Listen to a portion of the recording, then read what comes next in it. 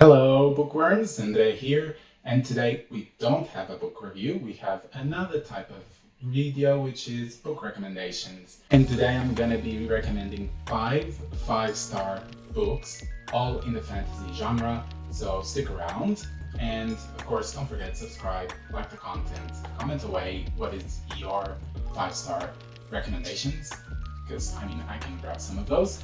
And yeah, let's get started. So these are not necessarily my top 5. These are books that I gave 5 stars and that I usually recommend to people that have read already some fantasy and are keen to read something different, something that I really enjoy, and so I recommend all these.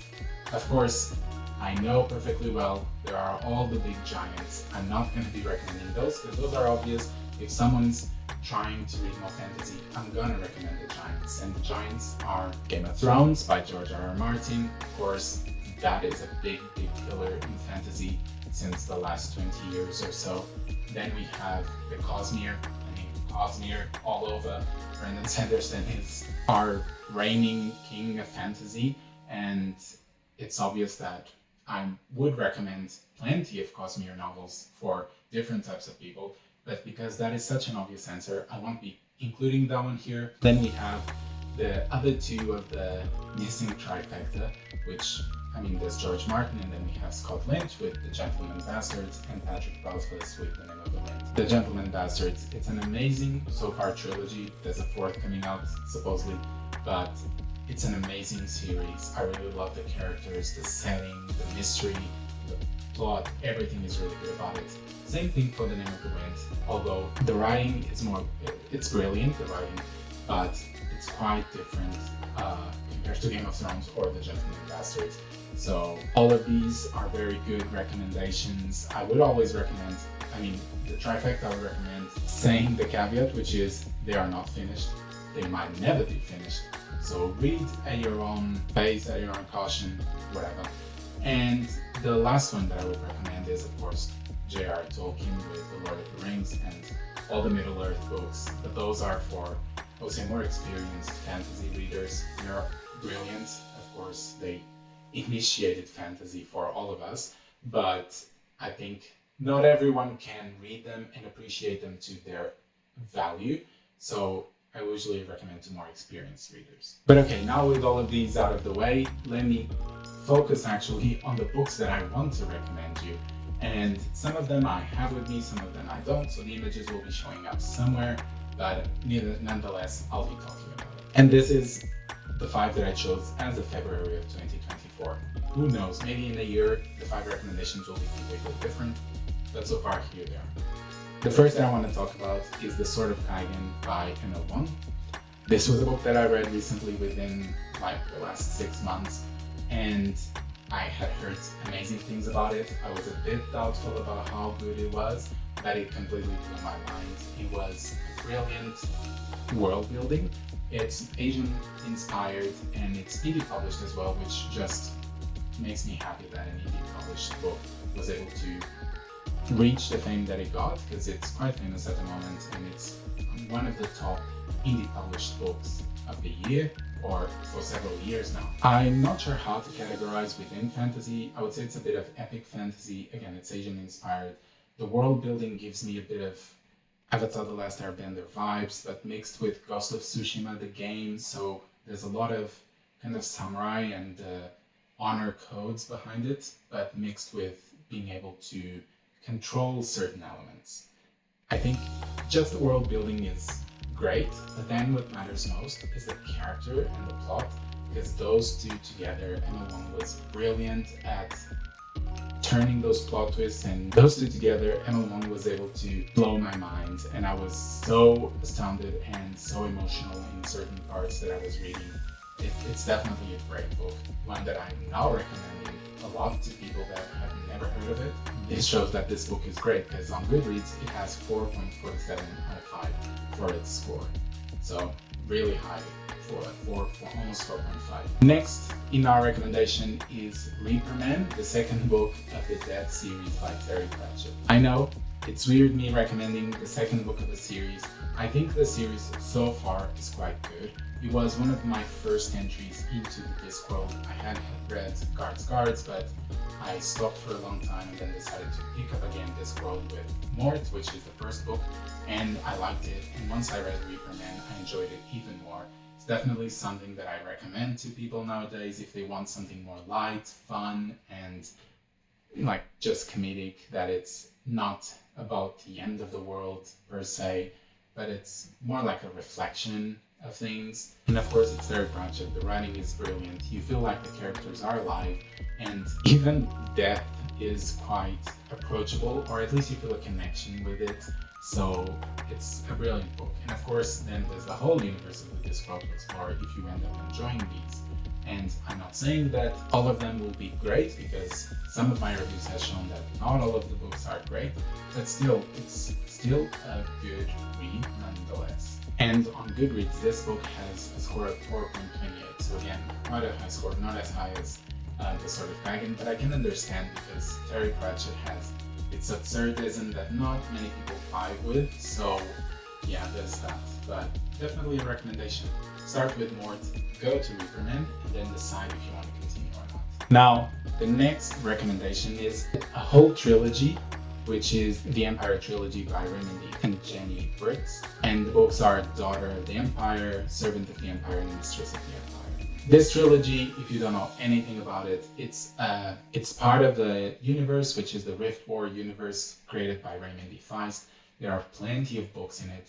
There's the main one, the starting one is The Magician, and then there's plenty others. But this one, which was in collaboration with Jenny Wirtz, is written in the perspective of people that have come from a different place and into the Rift War world. So it's almost like completely separate, not completely, because you still see some characters that link to the Rift War world, but it's quite interesting to read. And I mean, the plot, the characters.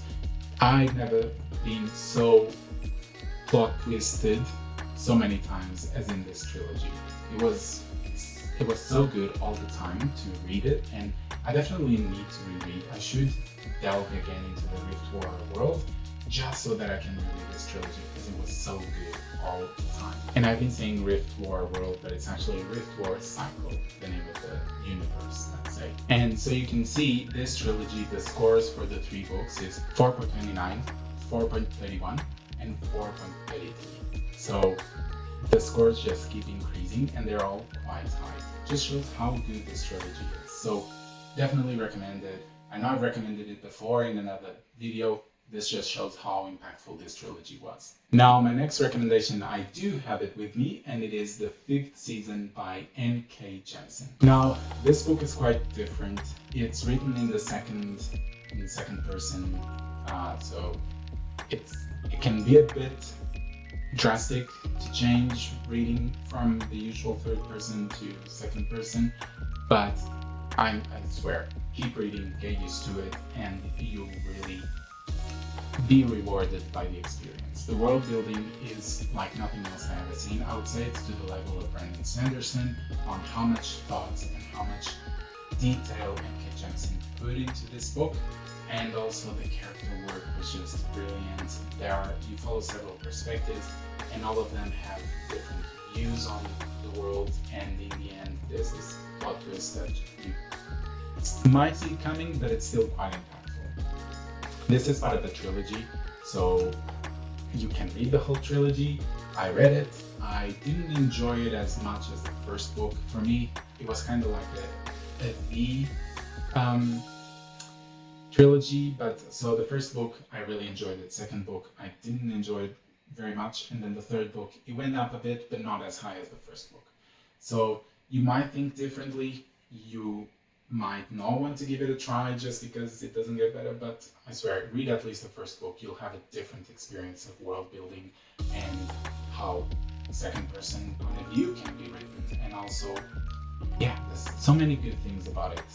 A lot of good topics as well. They are still quite relevant, unfortunately, but they are quite powerful. And the last book, which It's also part of a trilogy, and I would recommend the whole trilogy, but the 5-star book, for me, it's Fool's Fate by Robin Hall. This is a book from the Tawny Man trilogy, which is part of the universe that Robin Hall creating, which is the realm of the Elderlings, and there's a few trilogies before this one.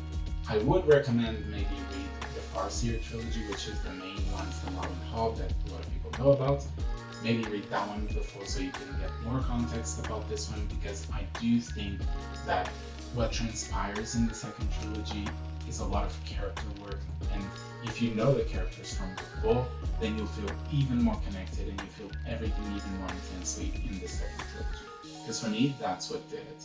I felt that, especially Fool's Fate, my heart was wrenched out of me when I was reading it. It was so powerful, and I think it's because by then there were 6 books of Robin Hobb that I had read.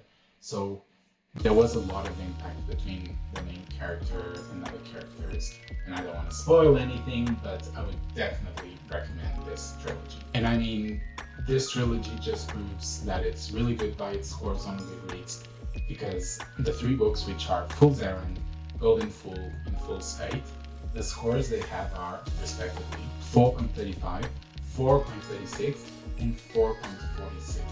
So as you can see, the scores just keep increasing as the trilogy progresses, and that shows that it's indeed a really good trilogy. So just go read it. Go read the Farseer trilogy first, or if you've read it, then go read this trilogy, because it's really good. One of the most amazing character works in fantasy. You thought I had forgotten to say the scores for the 5th season. Well, I haven't.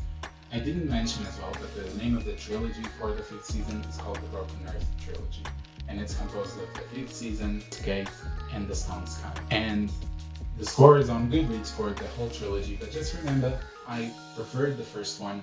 I recommend the first one, not as much the other 2, but of course you can still read them because their scores are quite good.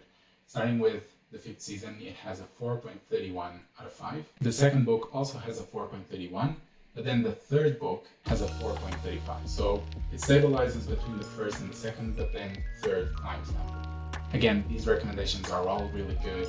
It's not that I prefer one over the other. This is not a top list. This is just 5 recommendations. So the only thing I have left to say is go read them. Grab them, go buy them, go to the library and get them, whatever you need, and then come back and comment what you thought about them, okay? And if you're new, don't forget, subscribe, like the content, comment away which one of these is your favorite, and yeah, I'll be seeing you soon, okay? Adios.